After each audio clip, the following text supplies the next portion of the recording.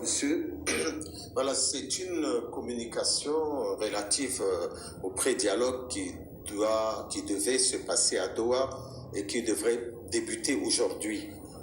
Ce pré-dialogue va connaître un léger glissement.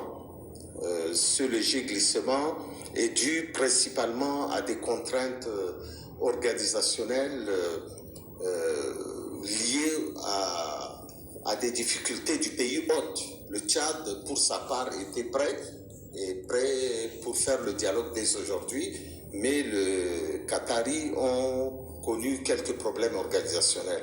Ces problèmes organisationnels étaient aussi dus au fait que les Qataris n'avaient envisagé qu'un nombre réduit des politico-militaires, mais le président du Conseil militaire de transition est resté ferme sur sa décision de voir tous les Tchadiens participer de façon inclusive à tous les dialogues qui seront organisés.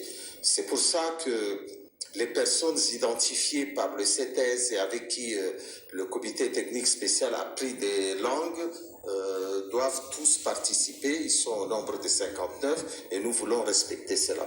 Ce respect de ce nombre-là a peut-être été l'un des problèmes majeurs qu'a rencontré le Qatar, mais ce problème a été définitivement résolu et nous en sommes satisfaits parce que c'était quand même un préalable du gouvernement tchadien.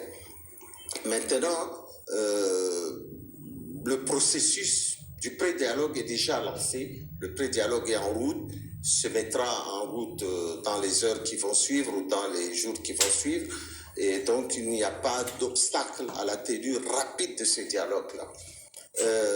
Cette volonté participe de la détermination du président du Conseil militaire de transition de faire en sorte que tous les Tchadiens soient unis, qu'ils puissent être réconciliés avec leur mémoire historique, que nous enterrons définitivement les armes, l'âge de guerre, parce que les armes n'ont jamais rien résolu au Tchad, et que le président de la République, comme sur le plan intérieur, a essayé de rassembler tous les Tchadiens et déterminé à rassembler tous les Tchadiens qui sont en exil.